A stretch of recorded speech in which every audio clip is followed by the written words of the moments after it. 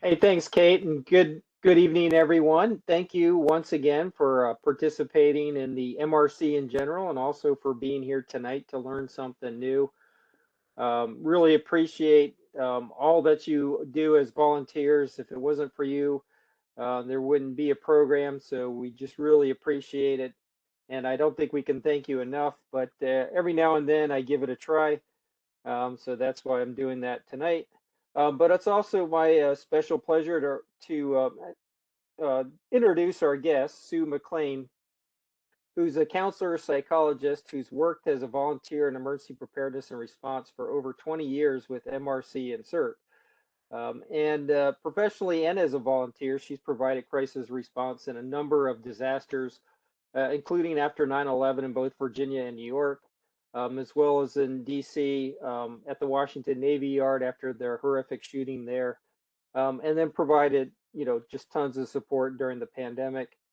She provides training in a number of topics to include disaster preparedness, psychological first aid, disaster mental health, CPR first aid until help arrives, as well as stress support and management. And as a deputy for CERT, she was also the moulage coordinator, assisting with exercises and emergency response. And with that, I'll turn it over to Sue.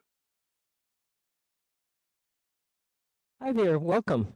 Thanks very much. I really appreciate you all for joining us. It's a topic that I think is so crucial and so important in the kind of work we do. And I know the web is, or the online version is a little less personal, but I encourage you to use chat so that we can answer some questions and to kind of keep you involved, because this is about you too. The reasons for the training, the class is to understand that what you say and what you do after disaster or emergency can make a big difference. Let me repeat that. What you say and do after a disaster or emergency can make a big difference. Now, I'm not just talking about the medical stuff you might be doing, which is clearly crucial, but it's just how you do it and the emotional support you can offer can have a tremendous great effect on the outcome of the participants or the survivors in this kind of thing. This class is meant not just to teach you psych first aid to help you with others and be an effective MRC volunteer, but it's also meant for you both personally and emotionally. Basically, as an MRC member, you may be going out or probably going out and hearing things in a disaster that are unpleasant and uncomfortable for people. And in helping others, we don't want you to be negatively affected by doing your work. We don't want to bring another victim to the scene. And let me actually just pick up my PowerPoint. I have to remember to share that.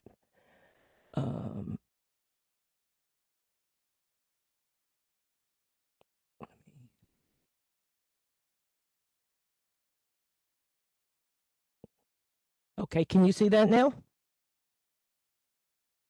Yes. Yes, we can see it. Okay, good. Basically, what we're going to cover today is your role in a community disaster, reactions to disasters, the basic skills of psychological first aid of what we call PFA, communication and active listening. Now, you go, oh, why are we talking about that?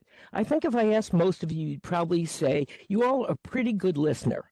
I can tell you that the research shows that 80% of our communication goes wrong. So that's something we really need to practice. Resilience, because what we're doing is we're trying to help people move past things and work towards their strengths. And then also self-care. That's really crucial. Okay. Basically, why do we teach psych first aid? Basically, it's a core competency for MRC. I think everybody who works in disaster should have it. It's kind of like a first aid Band-Aid kind of thing. We're not teaching you to be counselors. We're not teaching you to do major mental health kinds of stuff, but it's something that's very useful, not just for in an emergency or disaster, but it's a useful skill for everyday lives and emergencies in your own life. We're going to talk a bunch about actions you can do to reduce stress at any time, because that's real crucial. Because one of the things you may not know is when you're under stress, you're more vulnerable. So, for example, during the pandemic, the more stressful people were more vulnerable to catching COVID or whatever. It's important to know your own anxiety and your own stress, because once again, we don't want you to be a victim. You need to know at some point when to recognize and refer, when I'm working with something that's beyond my comfort level, my competency level, and understand that there's going to be a mental health person around to refer to. I just wanted to briefly mention, I don't know if there are any mental health or behavioral health providers online today. The reality is what we do in a private office is very different than what we do during a disaster. We don't have the confidentiality. We're not digging deep in past kind of stuff. So this is very, very different than those of us who've done counseling in a private office. There's a real difference to that. Okay. These are just a couple of the hazards that you might have seen. They're more than I think most people have thought about. There are the environmental hazards, the chemical spills, radiological accidents, West Nile virus, the natural disasters, flooding, we're seeing a lot of that, hurricanes, we've even had tornadoes, although this is not Tornado Alley. We have the derecho, we have Snowmageddon. There's food contamination, there's water contamination. That happens with, bad weather and flooding. There's the terrorism. That's one of the things we always talk about. The smallpox, the anthrax, the monkeypox, the dirty bombs, the active shooter stuff. We keep hearing that every single day, which is so sad. And then the outbreaks, the flu, the pandemics, and obviously COVID-19, which we all experienced, unfortunately. One thing I like to talk about, one of the things that happened after 9/11 is that all the emergency services started looking at things and saying, we weren't all working together. We were not on the same channels. We were not talking with each other. So they set up NIMS, or the National Incident Management System, that everybody's supposed to use. So in a disaster or an emergency, we can work together and we know how this is structured. If you've never taken the NIMS courses, the IS 700 Introduction to NIMS or the IS 100, you need to take that in order to work with MRC. Those are at least a few of those. The other thing I like to mention is when people talk about EOC and ECC, people get confused. We all know about the ECC, the Emergency Communication Center. That's our 911 that we use all the time. But every jurisdiction, regardless of where you are in Virginia or throughout the United States, the jurisdictions respond differently. They have what we call an emergency operations center, and they bring that up when there's some kind of emergency, whether there's a disaster or something else like that. They used to have it in room where everybody's sitting from the different agencies, sitting in a computer, but now a lot of it's done virtually, so I don't think we're seeing a whole lot of people in one particular room at one time. What might your role in some kind of disaster or emergency? I'm sure you've all checked out, if you've been an MRC member before, you know about the testing and the medication clinics and things like that. You might be asked to be on a hotline. You might be asked to work in a shelter or family health care center or traffic direction. Now, who might need psychological first aid? Anybody. Will everybody need it? Not necessarily. Some people don't react in the same way and might not need it. And so we offer our services, but we're not always, not everybody needs it. Now, reflect for a moment. Have you ever been involved in a community disaster? Basically, we've all been through COVID, and so we know a whole lot about it. How have you been affected by COVID? How do you react to the situation? Were there any physical symptoms? Were there emotional symptoms? Did you act differently than you normally do? And in what ways? One of the reasons we like you to look at that is your experience can help you in future. I think as we look back and we're all survivors of the pandemic, we can kind of look back and look at our resilience and what things we did that were positive. Understanding how you got through it. And that's one thing we try and help other people do that. And also, how did it change your life? I think it may have changed people's lives in terms of the way they work, the way they look at life and everything else like that. And we need to know how we cope with stress. That's really important. If you haven't read the book, The Unthinkable, Who Survives When Disaster Strikes and Why, by Amanda Ripley, you need to do that. You shouldn't be working in disaster at all with or emergency without that. I'm going to talk about that a little later. Now, to let you know that for those of you who are basically note takers or whatever, I have put on, or they have put on the website, the train website, the resources I'm going to be discussing today. So the books and the audio and all those other kinds of things and references are going to be on there. And also, if you want a copy of the PowerPoint, that's also going to be on there. So you don't have to worry about taking notes. But we're going to talk a little bit more about Amanda Ripley in a couple of minutes, okay? What causes disaster reactions? Your own personal losses, what's happening in your neighborhood, whether it's your neighbors, your friends, your coworkers. And what it does is it basically leaves us pretty feeling unsafe and insecure. I know after 9/11, before that, I don't think most of us really thought about ourselves being that vulnerable, but I think it kind of gave us a real wake-up call and stuff. The problem is when you work in this field, there's such a thing called vicarious trauma, also known as compassion fatigue or secondary victimization. It's kind of a natural reaction when you get exposed to somebody else's trauma. So even if it wasn't something that happened directly to you, it affected a lot of people. I know there were lots of people, for example, after 9/11, who were not directly affected by that, but the rest of the country was emotionally affected by that, even if you didn't personally know somebody. So the question is, how does it affect you as you empathize? Can you do that? There's a problem if you over-identify with the survivors. It doesn't mean we don't need to be supportive or empathetic or whatever, but we need to have a certain boundary, because if we don't have that boundary, it's going to take us down too.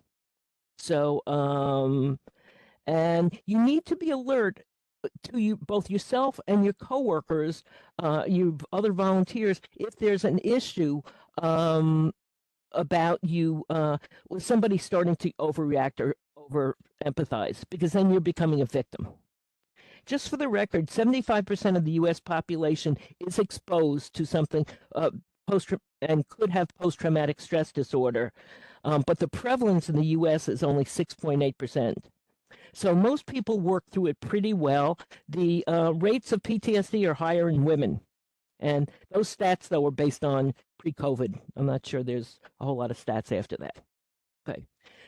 So how is the effect of the pandemic on the whole community? How did it affect you? I mean, in terms of illness, in terms of death and loss, quarantines, financial, how we work now, how many people work, go to the office every day? A lot of it's virtual now.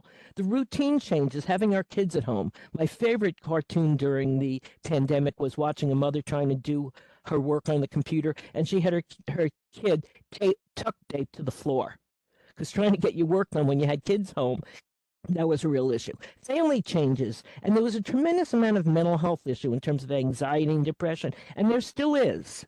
And also the other issue is if you lived alone, the social isolation. So how did it affect other people? How did it affect you? One of the things the American Psychological Association did some research on, and they said 2 out of 3 people, it affected their sleep. I don't know about you. 3 out of 4 people had some kind of mental health issues, such as anxiety and depression. And 61% had undesirable weight changes. Unfortunately, 42% gained an average of 29 pounds or more. Some people lost weight, but that's always an issue. And there was a tremendous 30% mental health toll based on that. Okay? So those are things that happened and that do happen in a disaster when something like this happens. Okay. Let's talk a little bit about stress. And I've got to tell you, that's really what my hair looks like when I don't straighten it. Okay. Stress is a normal reaction in normal people to an abnormal event. Basically, your body's physical and mental reactions to events and circumstances that frighten, excite, confuse, endanger, or irritate you. It's natural to feel stress, anxiety, grief, and worry, especially for some time like during the COVID pandemic. That was really normal. Okay. Want you to think about how you cope when you're under stress. A little story of mine that I like to tell is I'm in an old person's hiking group, and we were hiking Old Rag. I don't know if you know that. It's in the Shenandoahs. It's a pretty significant hike. And as we're going up, one of our group members blacked out. We thought he was having a heart attack, and unfortunately, it was on an area where you couldn't get back. It was on a steep climb. There were little ledges where, and we thought he was dying of a heart attack. And what is your reaction going to be? I debated, should I go down and try and help him and treat him for stress or, for shock? Or do I go up and call 911 and get help in? I decided that my best bet was to call 911. And fortunately, we were on the top of the mountain, so we had good stealth coverage and stuff like that. People came by, and one guy, the first person who came by was an EMT, so we called up the guy's vitals. So I'm going, great, he's still alive. People came by, he would wake up and pass out and whatever, and people came by and gave him food and liquid. A doctor came by and treated him for shock. There were all kinds of things going on. And one of the nice things about at least being in the metropolitan area, there are plenty of professionals around helping. But anyway, how do you respond to things like that? And I remember it kind of gave me an experience on what was going to happen, how I would respond. Well, it's interesting. The guy then woke up after drinking some liquid and whatever and climbed up to the top of the mountain where we waited for the emergency people to come in. And we actually all walked out. But once he got there, we were going to kill him because he scared the life out of us because we thought he was dying. Anyway, it's that kind of thing. How do you respond to things about that? Well, we were talking about earlier about the book by Amanda Ripley, The Unthinkable, Who Survives in Disaster When Disaster Strikes and Why. And one of the questions we have, what do you think happened after 9/11? What do you think people did? There's a tendency to think that people, when running out or pushing each other out and stuff like that, and that's just the opposite. People were in shock. They were in tremendous amount of denial. They showed that people stayed there for at least 4 to 5 minutes looking for the security person on their floor without moving. Okay, just kind of like they didn't really take it seriously. My favorite example was, the World Trade Center was bombed before 9/11. And some woman who was there during that particular experience, when this happened at 9/11, her first response when the first plane hit was, "Oh, that's really sad. That pilot must have made an error, or he must have had a heart attack."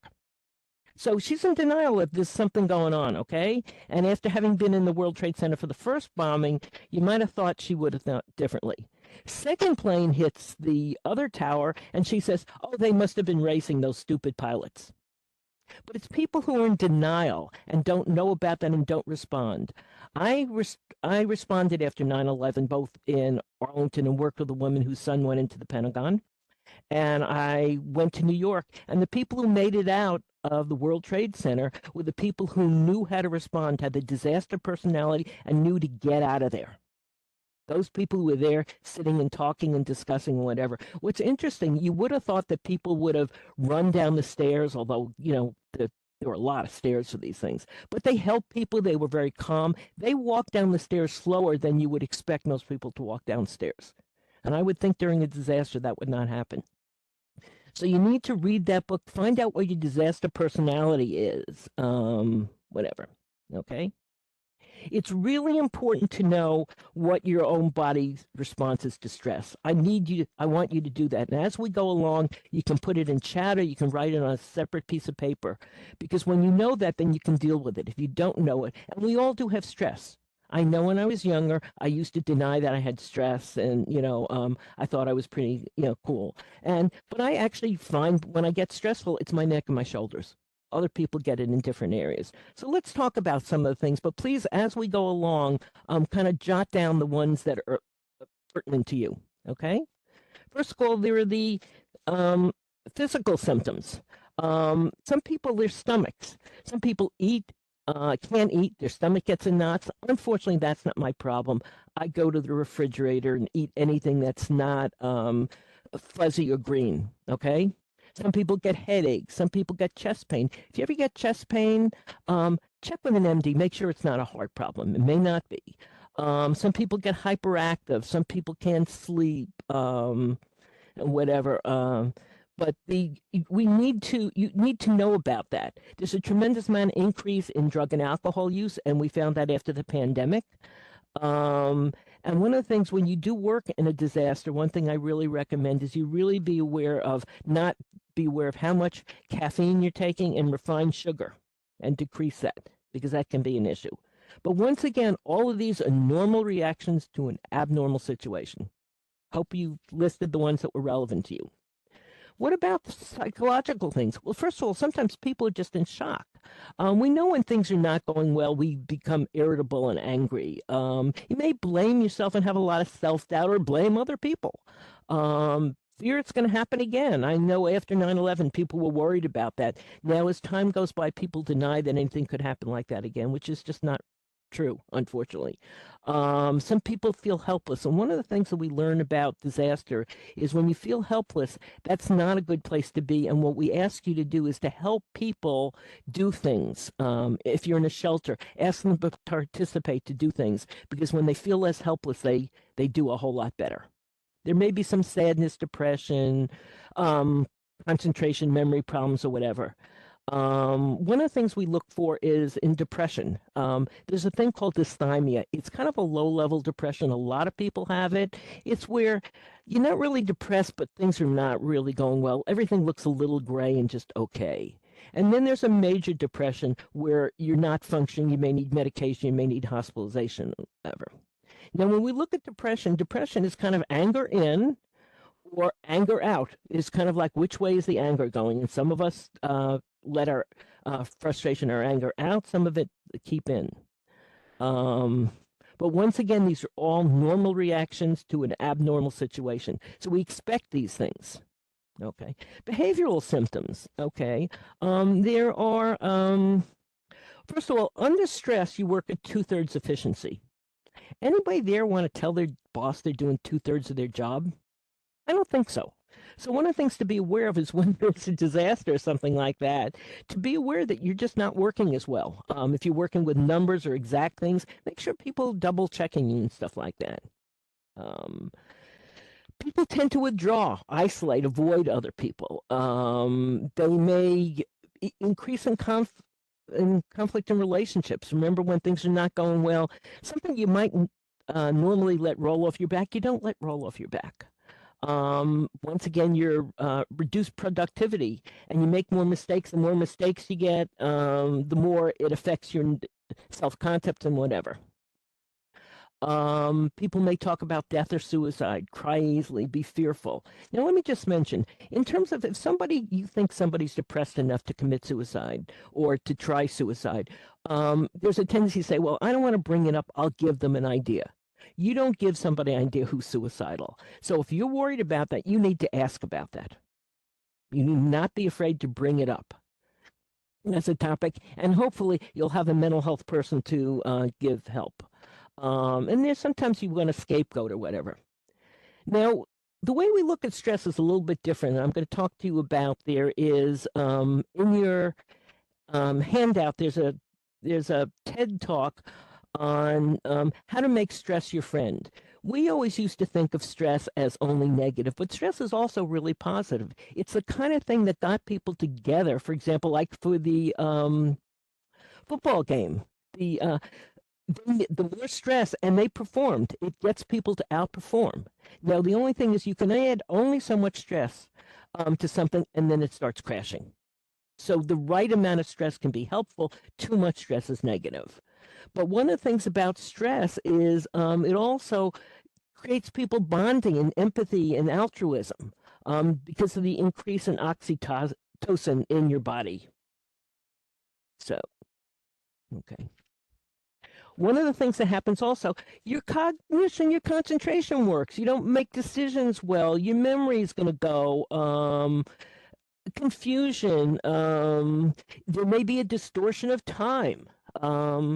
The other thing that happens, you may have flashbacks or intrusive thoughts and stuff like that. People who've been through some kind of disaster or something like that will often, some sound or something like that will trigger them. Remember, when we're in a disaster, working in a disaster, or living through a disaster, we are not using the frontal lobes of our brain. For those of you who may not be as familiar with brain development, the rear part of the brain is the part of the brain that develops early, and that's intelligence. And that's what we see with our kids and whatever. The frontal lobes are the ones that, what I call the parental unit. It's the one that makes judgments and plans and organizing and stuff like that. That's not fully developed until the late 20s. So that's why bright teenagers do dumb things. Okay? Because they don't have that judgment, the plan, and the organization. They don't think anything's going to happen to them. Okay? So that's something to consider. But remember, when you're in a disaster, you are not using your frontal lobes. You are not using that planning and organizing thing. You are working more on emotion and whatever, your instinctual part of the brain. And so we need to realize we're not functioning the same way we normally do. Okay? You may actually also think that you're going crazy or that you had some kind of head injury. That's one of the symptoms that you sometimes have. Once again, these are normal reactions to abnormal situations. Okay? And the last category they just added recently, and I think it's important, is the loss of hope and the limited expectations. Does it affect us of how we're going to be and where we're going to move? Some people are religious or spiritual and they use prayer, and that's terrific. That works for them. It really is independent to people. You may question, why me? Why did this happen to me? And also, sometimes in a survival situation, some people wonder, why did I survive? There's what we call survival guilt. But sometimes these kinds of situations kind of redefine the meaning of the importance of life. If you know anybody who've had cancer, who survived cancer, they kind of look at life a little bit differently. And what we're there is, if spiritual stuff helps with our survivors, it's something really good to use. Okay. So once again, how do you respond to stress, both physically and emotionally? How do others around you react, and how does that affect you? The length of pandemic, we know, we used to not be sure how long the effects would be on a disaster, but the pandemic, the fact that it lasted for so long, had a much greater effect. But your personal experience can really make a big difference. So I really hope that everybody, I don't know if anybody has, hopefully you've written that down, you know what your reactions are, where you feel your stress. If you don't, you need to think about that, because that's really important. Because I can tell you, as a counselor, every year while I was counseling, I saw a bunch of men, and it was always men, 4 or 5 men came to my office via the emergency room thinking that they either had a heart attack or bleeding ulcers, and they found that it was just stress. So it's something we cannot ignore. Okay. So you keep saying, well, hey, I'm strong, I'm cool, or whatever. I can control that. No, that doesn't work.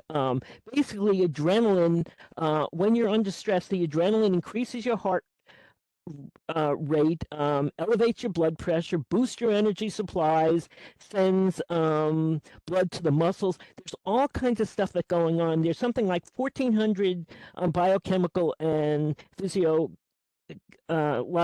changes in the body at the time. And these are things you can't control. You may lose. It's interesting. You may get stronger and you may be able to do things that you might not normally be able to do. Your eyesight even might be able to get better, at least temporarily. So certain senses sharpen and narrow. You get more tunnel vision and stuff like that. But you do lose certain things like finer motor control. Basically, what's happening is the body is trying to protect the major organs. It's going for the heart, the lungs, the things that are most important, and it's not worried about the extremities. That's why when we do those biodots and stuff like that, your hands are usually cold and clammy. It occurs before you can think.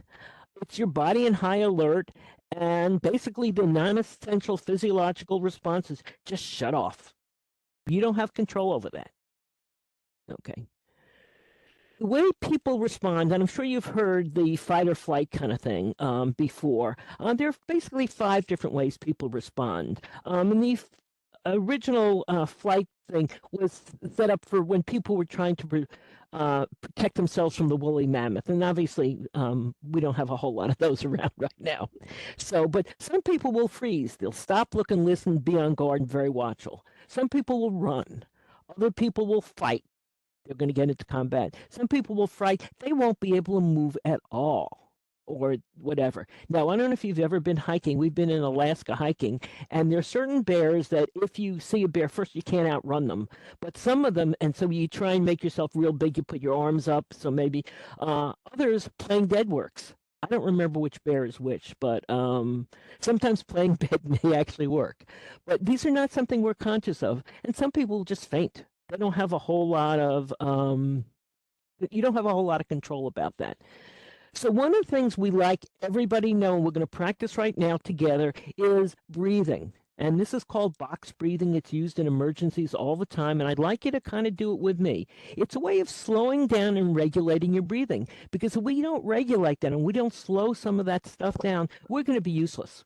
It's not going to help us. And this is something that you can use not only with you, but you can use with other survivors when they're really uptight. And what we're going to do, we like to think we can think our way out of an issue, but we can't. The body has a mind of its own, and it works on its own. So what I'd like us to do is just practice now. I'm going to start by asking you to breathe in for a count of 4, hold it for 4, exhaling for 4, and then holding it before. So I'm going to do this together. I'd like everybody to please participate with me while we're doing this, okay? Okay.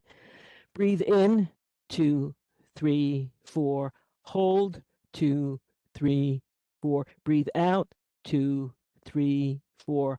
Hold, 2, 3, 4. Breathe in, 2, 3, 4. Hold, 2, 3, 4. Breathe out, 2, 3, 4. Hold, 2, 3, 4. Hopefully, I don't know how you're feeling right now. Hopefully that slowed you down a little bit.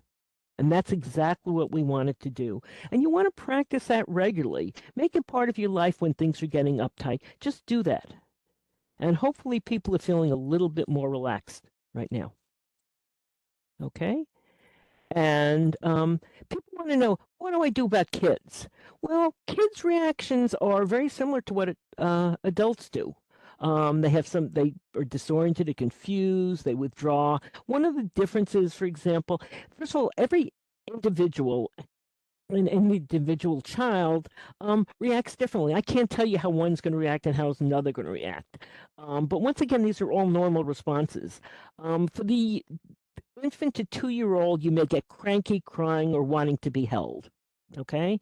For the preschool and kindergartners, they may regress to earlier behavior, something that they did before all of a sudden they're not doing anymore. They may not be toilet trained anymore. They may have a lot of separation anxiety, not want the families to leave. They may be throwing tantrums. They often have a lot of sleep disturbance. And the other thing, there's a thing called magical thinking, and I don't know if you know what that is, but if somebody thinks, if they thought something, then they cause it to happen. So I hope that mom's going to die and then mom dies, or I hope that somebody gets sick or something like that. They think that they were able to cause that. And we need to be very careful with kids to make them aware that that's not true. Okay? The 7 to 10-year-olds are more like maybe sad, mad. They're afraid that it's going to happen again because they know. And so that's going to affect their ability to concentrate. The pre-teenagers and teenagers, they can be irritable, or they can feel guilty, or sometimes they withdraw. Sometimes they just act out. And so they're looking for drugs or alcohol and something like that. And the best thing to do if you're working in a shelter or working with them is to get them involved, get them to participate so they're not getting themselves into trouble. If you're ever working with little kids, you need to make sure that they're not left alone. So if their parents are not there, that they're hooked up with other people. One of the things we found in Katrina was that there were kids who were taken advantage of. So in other words, if you have a little kid who's not with a parent, find a grandparent kind of person to be with them. With kids, you want to engage them in playing and drawing. You answer their questions at the level they're able to understand. You don't pretend that they don't. They'll do a lot in their drawing. And what you want to do is set up routines. That makes a difference. Give the older kids a task, and be aware of how you're coming across. I've worked in shelters before in other situations where the kids were all doing fine. A parent comes in, they're upset, and guess what? The kid goes off. They are going to mimic your behavior. So even if you're not feeling that way, if you can kind of project a little bit of that, but if you project some of those panic, your kids are going to do that. Okay? So once again, is stress our friend or foe? And that TED Talk is really excellent. It's a different way of looking at stress than when I went to graduate school many, many years ago. But part of the reason is it's the oxytocin in your body. It makes you more social. It improves your social relationships. It helps you with empathy, so you're more willing to help people. They've even found that it protects your cardiovascular system from the effects of stress, and it helps the heart regenerate from stress damage. So that's pretty amazing that they found that now. And it helps creating resilience, which is what we're looking for. Okay? That's really crucial. Um, how do you deal with your own stress? Well, one thing to do is change the environment. If you happen to be at, for example, in an awful work situation, go find a different job. Go do something different. The other thing you can do is you can change the thought. You can sit back and look at it differently. Well, that's pretty messed up, but I'm not in the middle of that. That's their problem or something like that. So you can learn to change the thought. And the other thing is you can change your physical response through box breathing. And we're going to talk a little bit later about different ways to relax so you can change your physiology. Okay? Okay, can I just ask, are there any crucial issues right now that came up in chat that would like to address?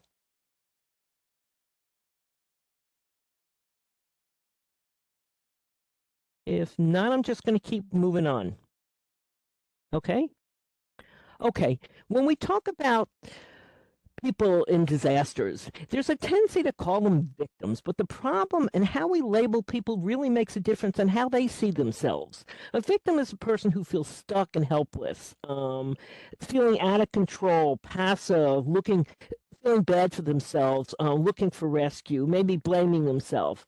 So it's much better if we look at people as survivors and we label them survivors, not talk about them as victims, although the research and a lot of stuff that talks about victims. Because survivor gives a sense of having gotten through something, living one day at a time. It believes you have some resources, you're a little more optimistic. You're influenced, but you're not controlled by the past, and you focus on the present. And then there are people who are thrivers who've kind of made it through and do well and do better. We'll talk about that a little later. Okay? One of the things to remember, if you're asked to go in as an MRC member, you can be working as a team. You're not going in by yourself, you're working with a buddy. Hopefully, all your teams are going to brief you beforehand so you know what's going on so you can manage the emotional impact of the disaster. I can tell you that I know lots of people who disaster work, and when they came back from Katrina, they needed to debrief. They were really stressed. They knew it, but emotionally, it really affected people watching that. You want to monitor your own stress levels and watch the people you're working with. Is somebody else getting overly stressed? We have a tendency to just kind of get going and keep moving and not remember to stop. So you need to rest and regroup. I don't know if you know, but the fire department has what they call rehab. What happens is the firemen go into a fire and they just keep going and they just keep working and they need to come out and break. So they force them their time. They have to come out, they have to break, get checked physically, drink some water and whatever. Because we know that if people don't do that, first they're affected negatively, but they also start making mistakes. Okay? So you need to take breaks. So if you're working in a disaster or an emergency, take breaks away from the incident site. You need to eat properly and stay hydrated. And we'll talk about that a little bit later in talking about self-care. But be aware of what's happening around you and rotate your teams. One thing that we do, one thing that I've done, as I'm kind of known as resident shrink in this area, is that after an event or something like that, we diffuse. We want people to be able to talk about their experiences. Okay, especially I remember during COVID, some of the people working the phones and people were dealing with people who had losses and deaths and things like that, and that can be very difficult to deal with. Okay. So how do you reduce your own stress? First of all, get enough sleep. You probably heard that before, huh? Let me ask, how many of you get 7 to 9 hours of sleep a night? My bet is at least half of you do not. The research shows that we as adults need 7 to 9 hours of sleep a night.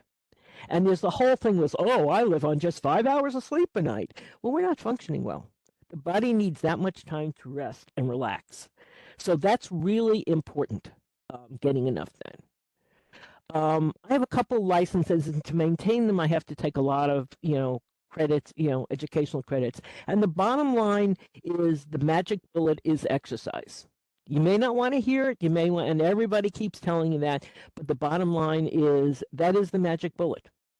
We need to keep exercising, and I don't care how you do it. You can walk your dog. You don't have to go to a gym. You can do whatever you do. I found that since COVID, I started doing stuff online, and it's dancing. It doesn't matter what it is, but you need to keep physically moving. Okay, eating a balanced diet, and that's important. When you go to a disaster, one of the things you're going to find is they're going to have a lot of caffeine, a lot of sugar, and a lot of junk food. So if I go and work into a disaster scene or something like that, I bring my own food, real food. So they're getting better at doing that in disasters. You need to balance work, play, and rest. So how much time do you have time off for yourself to play? You need to do something silly to laugh a little bit. You need to learn some relaxation techniques. We're going to go over those in a couple of minutes. You need to let people give back to you. We, as people who volunteer in this field, we're givers. We want to help other people. But do allow other people to give back to you. People have a tendency not to do that. For a good relationship, it needs to be a two-way deal, not just one person giving to the other. You need to connect with others. The things that they found after Katrina, the people who did better were not the people whose houses were better or anything else like that. It's the people who had the social and emotional connections. So those are crucial. So connecting and using whatever spiritual resources you have. Basically, stress means increased cortisol in the brain, and basically it brings us the fight or flight response, and it affects our immunity and our susceptibility to not just to COVID, to cancer, to heart, to everything else like that. Stress is worse for your aging than getting older. Now, as an older person, that's real important to me to keep my stress down. I can't afford to do that. But once again, that exercise is crucial. Okay, so taking care of yourself is really interesting. There's a real good book that's not on the list that's called Why We Sleep by Matthew Walker, if you're interested in it. And before we move into something else, just an interesting fact, because I love interesting tidbits, is your brain weighs about 3 pounds, and it's soft tofu-like. So that's something you never needed to know, but I find amusing. Okay, be aware that trauma can follow you after a disaster, and explain. So once again, let other people be there for you. Talk, listen. Hopefully people will listen when you want to talk. Now, some people are not good at listening to that, but find somebody who is. Don't force yourself to talk. You never force anybody. But after disasters, what we like to do is we like to do debriefings. Now, we used to do a thing called CISD, or critical incident stress debriefing. And what we found through the research is that it's something that's real good for people who are going back into disasters on a regular basis. So we still use that for our first responders. But basically, we just do debriefings where people talk about what's going on. And hopefully in your particular area, if you're involved in something like that, there'll be somebody like me, some mental health person who can offer that.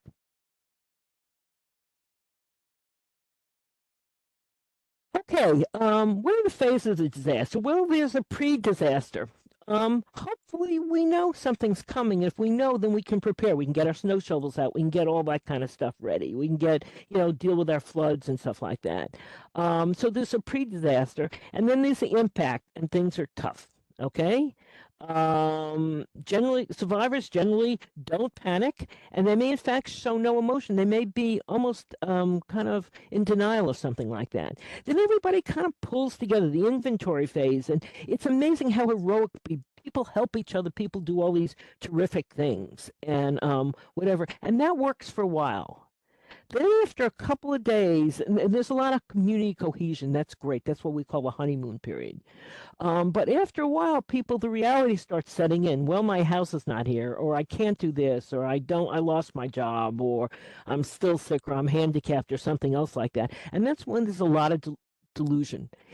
If you are working with people at the front end, they're going to appreciate you. They're going to work with you. They're going to be very positive. That's really great. They're going to really.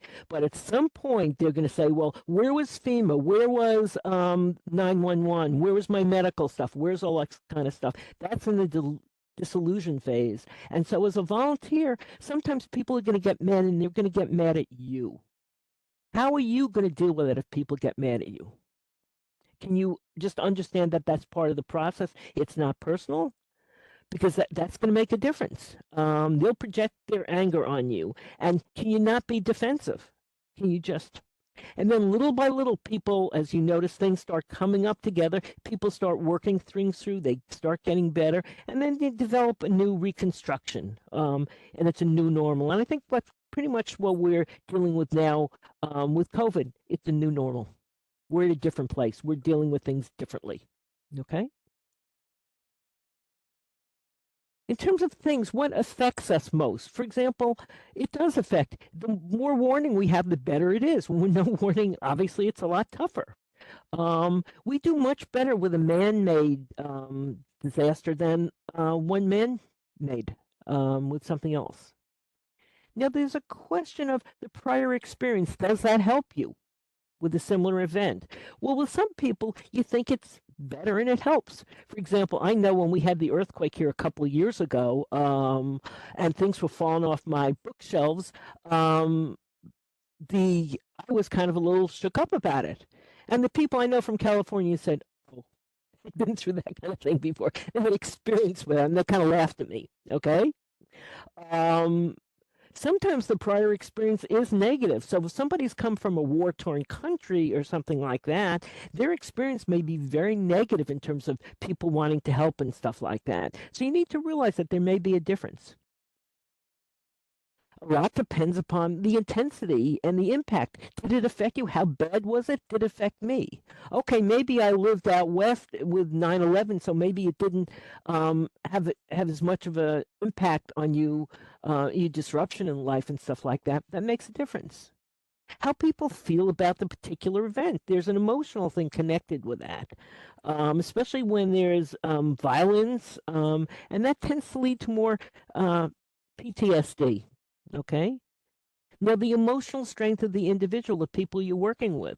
Well, are they together? Have they been anxious and depressed or worried before that?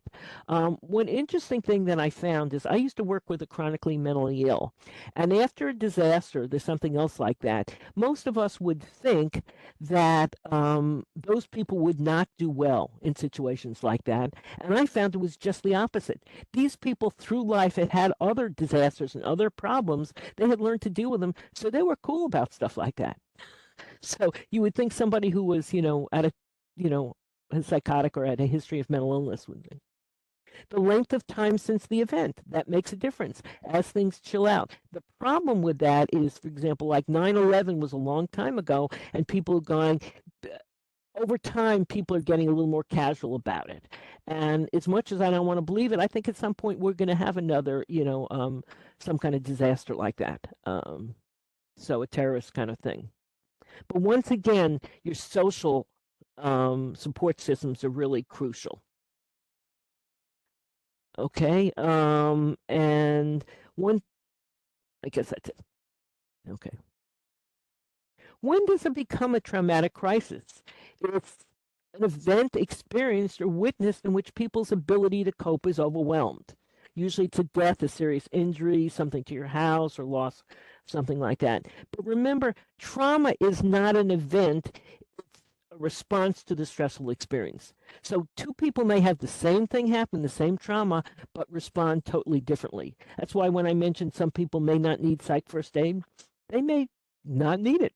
They just will cope on their own. The effects of traumatic stress is pretty much what we were talking about.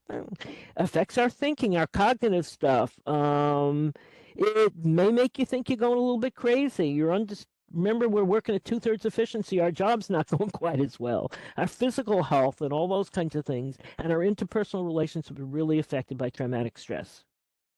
Just to give you an idea of how long this kind of stands, post-traumatic stress symptoms last for a few days for a week. During the first month, it's acute distress disorder. After a month, then we start considering a PTSD. But most symptoms resolve after a month. One of the things, but PTSD can last a lifetime. One thing, it does change the brain. So it's not just get over it, get past it. So if we know any soldiers or anybody who's, been through a war, some disaster, it's not quite as simple like that. And it's not just, it is a real physical injury. It's not just an opinion. Now, when we talk about PTSD or post-traumatic stress disorder, just a little historical tidbit I'm going to share with you. In the 17th century, they began noticing it. And in 1871, in the Franco-Prussian War, they called it nostalgia. I'm going, wow. The German military called it homesickness. Freud called war neurosis, and World War I was called shell shock. Now, one of the things that happens is the hippocampus, which is also part of the frontal lobe, that's the one that keeps those memories, and it can really have an effect on PTSD. Okay, we've covered a whole lot. Now, gee, aren't we going to start covering psychological first aid? Isn't that why I came here? Okay. All of those things were related. There are lots of versions of psych first aid, and this is the latest and the one that I like best. Now, of all those things, which do you think we need to focus on first? Since I can't see or hear your answers or whatever, I'm going to tell you it is safety, and I hope you got that. It's the immediate threats, the high priority. Yes, I see some people saying safety. Good, excellent. Okay. You need to stabilize the scene and stabilize the individual. Take any medical needs. You got to address those. You got to observe people, see how responsive they are, and get them out of whatever dangers, whatever's happening, to a safe, protected place. I think the next thing we need to talk about is important, calming, that you remain calm. So you approach people who may need support and ask about their needs and concerns. Listen, active listening. We're going to talk about that in a few minutes, but that really helps people be heard. It provides comfort, and it helps normalize things. If you are not a person who can remain calm or can listen to somebody during one of these situations, that's fine. There are plenty of other roles you can play. You don't have to be doing the psychological first aid. You can do logistics. You can do all kinds of other things. But if you're going to be working with people, calm makes a difference. So even if there's a medical thing, you're treating somebody medically, if you're calm, that person's going to respond a whole lot better. And the outcomes are better if you can remain that calm. Okay? Connectedness. Listening to people talk about their feelings and their physical needs. Victims need to acknowledge what they've been through. And you need to acknowledge whatever feelings, remember all those stress things we went through earlier, that those are normal. Empathize, caring for people. Also, be very aware of cultural differences. In this part of the country, we have a lot of cultural differences, and how people deal with things is very different. Some people are more private, some people are less trusting. If you ever have to work through an interpreter, and there's an interpreter there, then you need to look at the person who's a survivor and listen to the interpreter, not look directly at the interpreter. Okay? And you want to connect people with loved ones as much as they can. But in a disaster, what happens, the people who you're grouped with are the ones who happen to be with you at the time. They may not be your family. You may not be home. You may not be with people. But that connectiveness is important. Next, we kind of go for self-efficacy, encouraging people to be self-sufficient, to what they can do for themselves, help people cope with their problems. One thing you need to know is you need to gather information. And when you have information, share it. But don't make up stuff and don't pass on rumors. That's a real issue. People will, if you don't know something, people will make it up, or somebody heard somebody say that. That's really a problem. Answer questions simply and honestly to help clear up confusion. Don't promise things you can't do. If somebody's dead or somebody's really ill, we may not be able to fix that. But one of the things that's really helpful is, in terms of resilience, and we'll talk about that in a few minutes, is acknowledge the positive, what people have done to reach this particular thing. Okay? What you can do is get what we call the greens or the walking wounded, the people who are not hurt, to help other people, to be with people, to sit and hold their hand or something else like that, maybe while they're waiting for medical stuff. But what we want to do is assume competence and resilience. We're not assuming that people are falling apart. That's why we're calling them survivors. Assume that people are competent and resilient, because when you do that, they will act that way. They'll be able to be that way. And then the last one is hope. Tell them what's being done. Offer practical assistance. Help to connect with their social supports. Link with other services, because at this point, other agencies will be coming in. A majority of people will recover from the psychological impact within year to 18 months. But once again, we're going to assume competence. People often feel a lack of control, so one of the first things you can do is give somebody something to do and let them do something, or make a choice. Would you like a glass of water? Would you like to do this? Would you give them choices so they feel more in control? And the other thing is, before you work in any kind of disaster work or whatever, have some information on your about things like stress and things like that, so that you can share some of these information, some of the things we're talking about in terms of relaxation kind of techniques. Okay? Your job, the basic thing, is to be calm, to listen to people, reflect back what you're hearing, normalize things, having to prioritize. Who am I going to take care of first? You have to assess what's going on, and you need to know about stress management. Now, one of the things that often comes up is, what about touching people? Now, generally, it's usually okay to touch somebody on the shoulder, the forearm, but I wouldn't do that for anybody else. I used to teach sexual harassment training. Although you can ask somebody, if somebody wants to hug you and you're comfortable with, that's fine. But remember our sexual harassment training. Be careful, unless you're doing something absolutely medical. Be aware of what we're doing to touch people. Okay. Now, I don't know how many of you took Psych 101, or if they still use this and that, because it was Maslow's hierarchy of needs. Well, there's one that's made up for a disaster. And basically, the first thing you do is you deal with basic survival. Am I living? Where am I going to be? Very basic life and health. Then we talk about security needs. Still very basic: food, water, shelter. Where am I sleeping tonight? Then the social needs, then the coping problems, and whatever. I know when I work at the Navy Yard, as I was a Red Cross volunteer at the time, I think in mental health. People ask, well, what did you do? And they think, since I'm a mental health person, what I did is I did all these incredibly counseling skills. The reality is, the thing I did most and that people needed me most was, first, where was the bathroom? Second, can I borrow your phone so I can call my relatives and let them know I'm okay? Which is interesting, because days later I was getting all these phone calls back from relatives.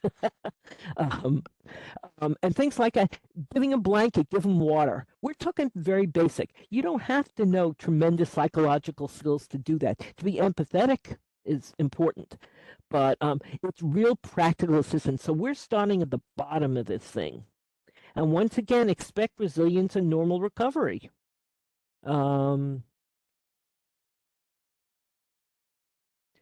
Okay, one of the things you need to do in terms of communication is you need to build trust and credibility. People need to believe that you're really empathetic and caring. You're not just playing it.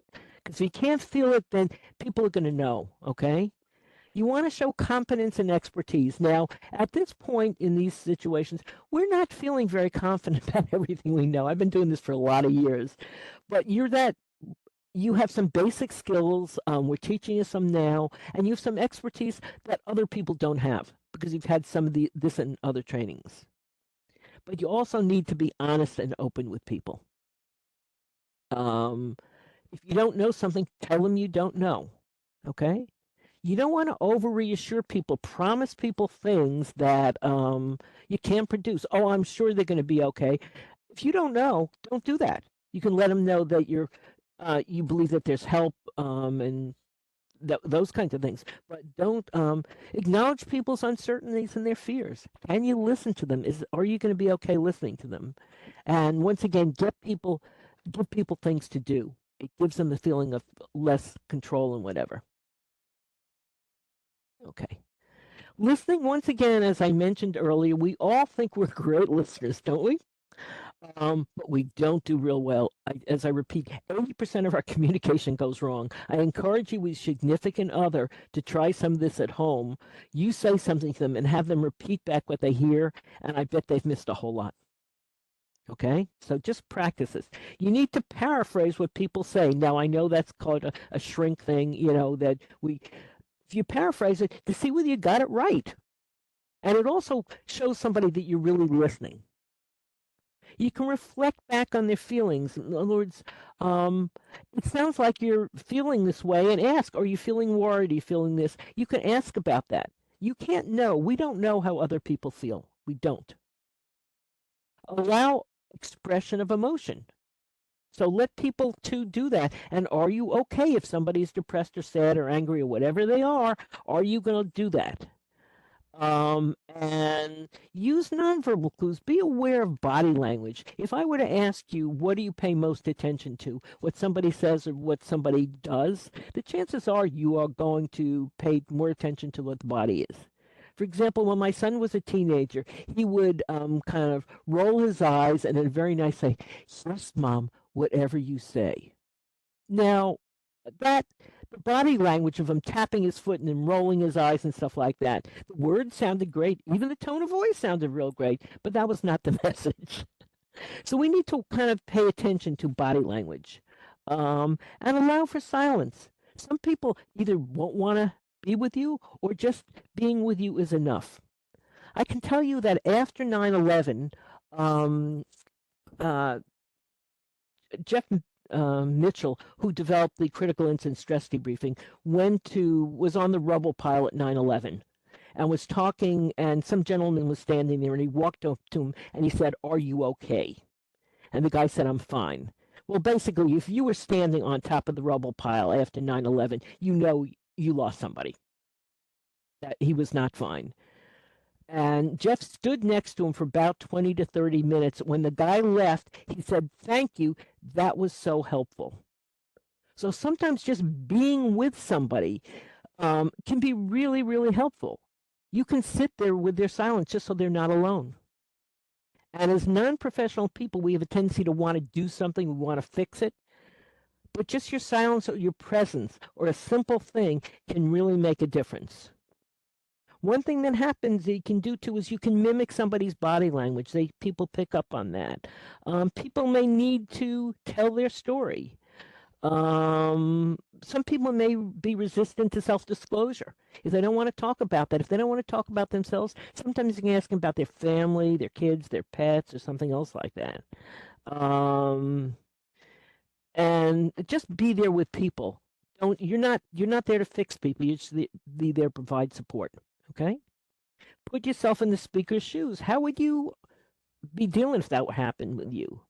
Listen for meaning, not just words. What do people really, what do they say? How do they say it? And how do they act? And ask them what they need right now. You ask them, they come up with it. And you never force anybody to talk. Now, this is a quote that I love from Henry Nouwen. It says, "A friend who can be silent with us in a moment of confusion and despair, who can stay with us in an hour of grief and bereavement, who can tolerate not knowing, not curing, not healing, that is a friend indeed." So what I'm saying is just what he is saying, and I think he says it so beautifully, it's just being with somebody. Okay? Once again, if you find somebody who is upset or suicidal or psychotic or unable to care for themselves, make sure they get to one of the supervisors.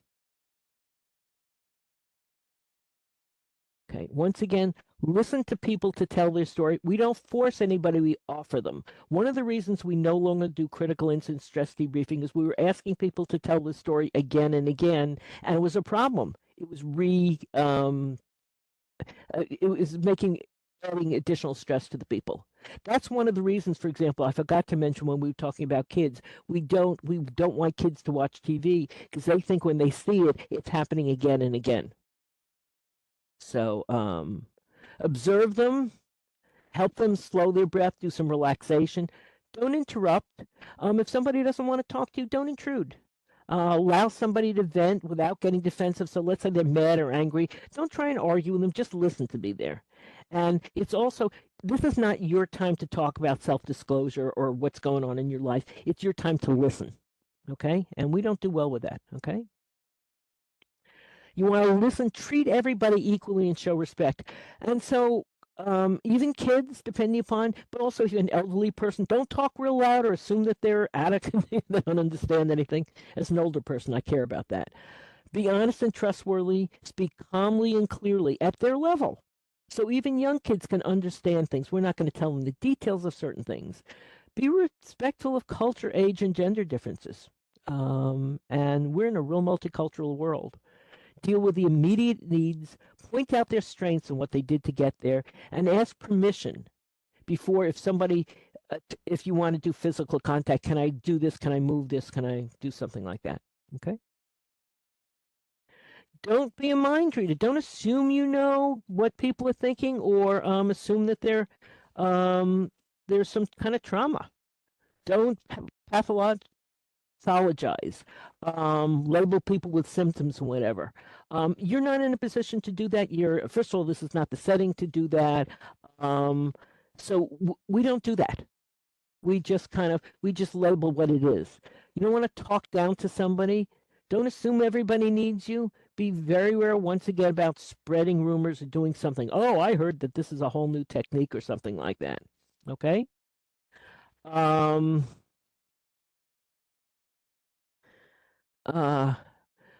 what not to say.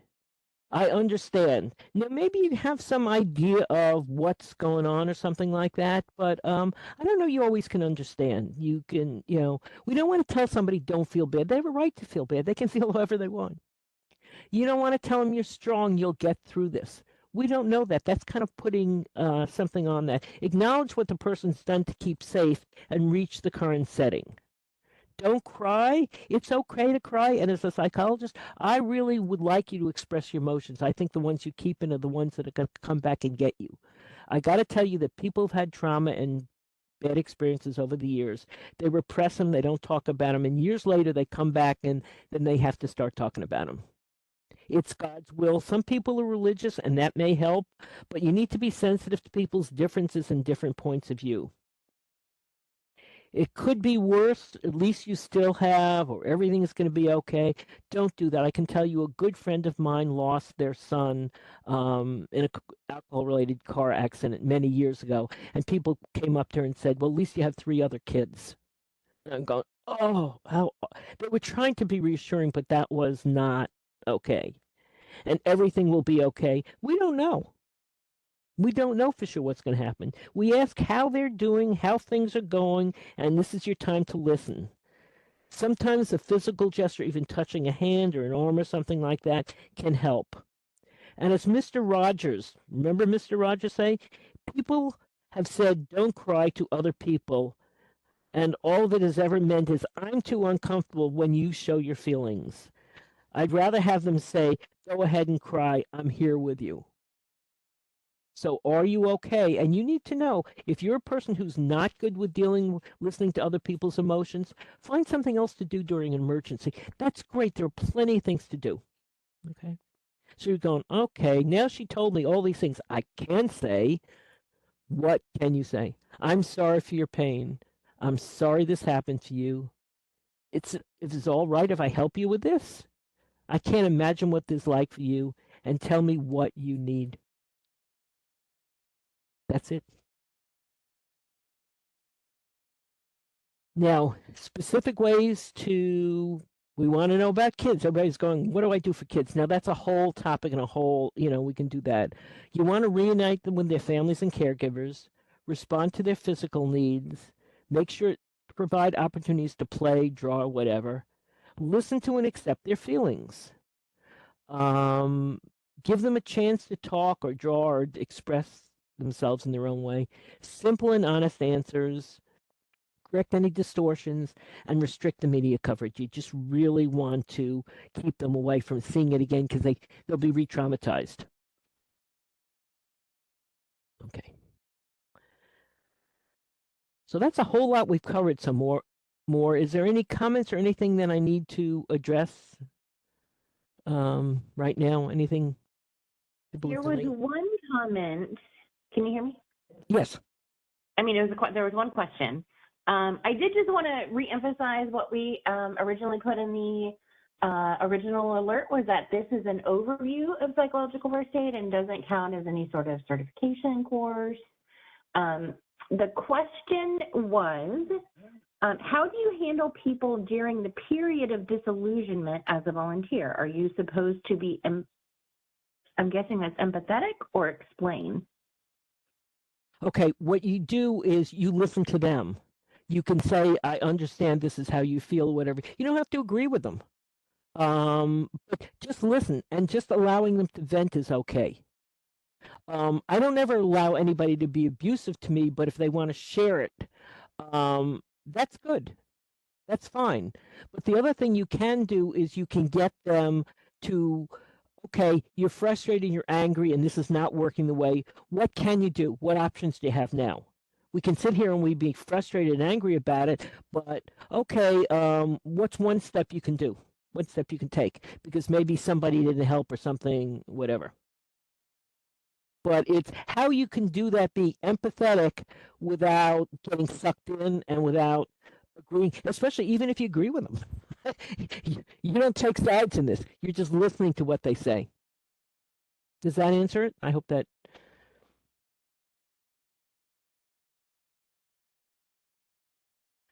Yeah, I think that was good. We did just get a comment from Joyce.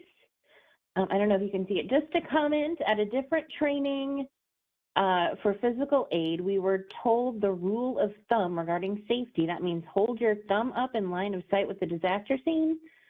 Try to get safely far enough away that your thumb hides the, quote, wreck. Oh, interesting. I've never heard that before, but that makes sense. And somebody was writing, are the slides available on Train, both the resources that I've talked about and the slides that are going to be available? And then there's one more comment. You briefly mentioned dealing with people considering suicide or self-harm. From another course, I learned an acronym for helping people in these situations, but I forget the acronym and the meaning of these terms. Could you please tell us more about that issue? Because if I knew what the acronym was. I know. I don't. It's not something I've ever heard of, but the reality is if somebody is sounding suicidal or sounding that depressed or you're worried about them hurting themselves, then you ask them about, you talk about it and get them to one of your mental health people who are there. It's one of those situations where I need to refer you up, but you probably don't want to ask them. Okay. Oh, somebody said, what it was, ask? Yeah, this is from the Army suicide training. We use the acronym ACE, which is Ask, Care, Escort. So you ask them, are you thinking about committing suicide? And then if they say yes, you don't just say, okay, well, don't do that. Bye. You stay with them, you provide that care for them, and you escort them to a definitive care, whether it's a hospital or somebody else that can provide more services to that person. Knowing when you're in over your head is important to know, but you don't also want to ignore it, because if you ignore it, that's important. Yeah, that's the importance of ask. Yeah, because a lot of people say, well, I don't want to bring it up. I may have given them the idea. No, they already had the idea. And they may not call it suicide. It may be hurting themselves. It may be doing something risky or, out of line. So thank you. I appreciate you knowing that. Okay. Okay. You stumped me. Okay.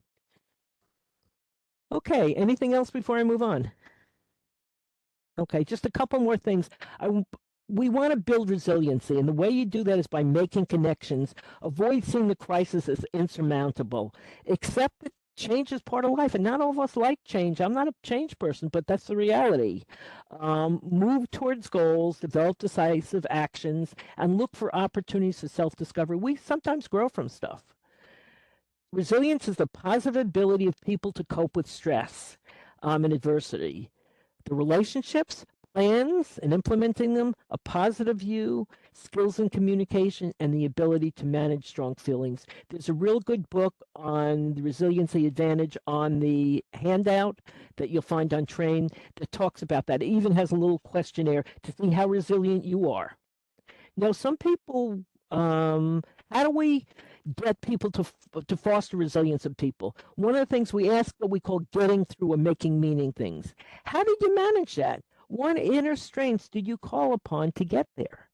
And what surprised you most about yourself? Those are real important questions. And they're really things that can help bring people out and their strengths because they're not thinking that way. They're not thinking they're very strong. They're feeling very powerless and helpless. People can emerge from adversity or trauma and achieve positive personal growth. You've seen that if you've seen some people who, as I say, dealt with cancer kinds of situations or other things like that, they actually regroup their life. But that's different than resilience, and we're not going to get it. We don't really have time to get into that. But most people bounce back pretty quickly from trauma. They really do. It's kind of impressive. Once again, be aware of burnout, compassion, fatigue, vicarious trauma. Practice self-care. Take time for yourself. Set limits. Set emotional boundaries. Engage in outside activities. Don't do this just full time. Create healthy friendships. Keep a journal. Boost your resiliency. Empower yourself and use positive coping strategies. Okay. Now, this is something I use for my communication skills and I just really like. If you take action on something you control, it's mastery. That's that top left box, okay? If you try and take action on something you can't control, that's what they call ceaseless striving. It's what I call banging your head against the wall. And I got to tell you, most bright, intelligent people I know do a lot of that. So before you get into that, if there's something you can control and you take no action about it, it's given up. That doesn't feel real good. If it's something you can't control and you take no action, that's letting go. So if you look at the bottom of the slide, what we need to do is learn to take action on the things we can, which is mastery, and let go of the things we can't. And that's a good rule for life, too, in terms of bosses and other people and stuff like that. There are things you're just not going to be able to control. And how do you let go and how do you cope with that? So this is kind of similar in some ways to what alcohol, treatment talks about. Okay, relaxation techniques. On your handout, there are things called, there's an app called Breathe to Relax. You can get it off Google or Apple, and it's really good. It's good for you, and it's good if you're working with somebody who needs some of that stuff, okay? There's guided imagery, imagining yourself sitting on a beach, feeling the air, feeling the sand in your toes and whatever. It's a way of escaping. It's a really nice way of relaxation. For those people who can't get their mind on something else, there's what we call progressive muscle relaxation, where you tighten up one part of the body and relax it till you're all the way down the body, okay? There's meditation, which is great, but sometimes when you're under stress, that doesn't work for people. And there's a thing called the butterfly hug. And I'm going to see if I can pull it up. I don't know. Do we have time for that, or do we want to do some other questions? What do you think? I can try and pull it up. It's when you're really feeling stressed, and what it is the vagus nerve exercise that helps rewire the anxiety. And I'm going to see if I can pull it up. I'm going to have to figure out how to get out of this.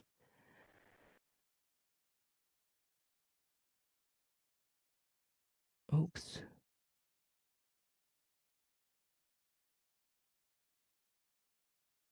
Oh, wow. Sorry.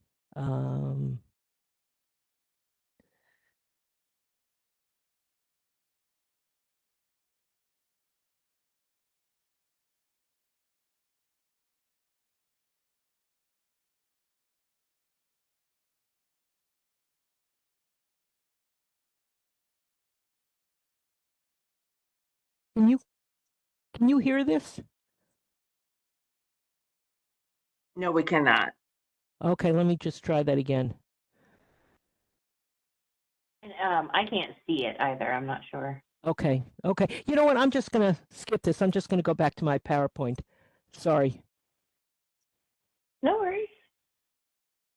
Is it included in the resources that you? It is in the resources. The Okay, URL is there. And I really encourage you to try that, especially when people are very ill or if you have somebody who's dying or something like that, and they're really having trouble with their physiological response to things. It's really something I think it's really important to try. So let me just see. Am I back on? I'm just trying to. Wait a minute.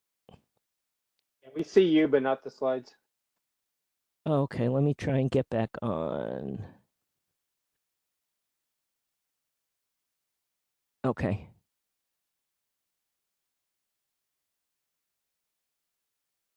Is that working? Now we see the slides, but they're not in presentation mode. Okay, let me just. There we go. You got it? Perfect. Okay, cool. Okay, I really recommend you try the butterfly hug, especially if you've got somebody who's really tense and you're having trouble doing something like that. Um, you need to take care of yourself if you're going to be a first responder or help out. You need to monitor your stress levels, take breaks, drink water, eat, use the bathroom, use the buddy system. Remember, it's your safety first, no more victims to the incident. Remember, there are going to be problems that you just can't solve. The reality of that is you want to do things, but we do the best we can. Knowing that you're providing your best effort is all you can do. And make sure you have a family plan in advance. You can't really help other people until you can help until you've taken care of your own family. We used to have an emergency person who was listed out of the county. And in an emergency, I don't know that they were going to be able to get there because they had a family and kids. So that's why I thought we needed a local group to be able to do stuff. Remember, you're no use to anybody if you're not okay yourself. You want to. I hate to have to talk about this, but I added this, and long before the what's been going on in the world these days, if there's hopes of threats or violence, you need to stay calm, listen attentively, maintain eye contact, be courteous, be patient, keep the situation under control. If somebody's shouting, swearing, threatening, or whatever, call for a supervisor, get some help. Have somebody do. It's not your job.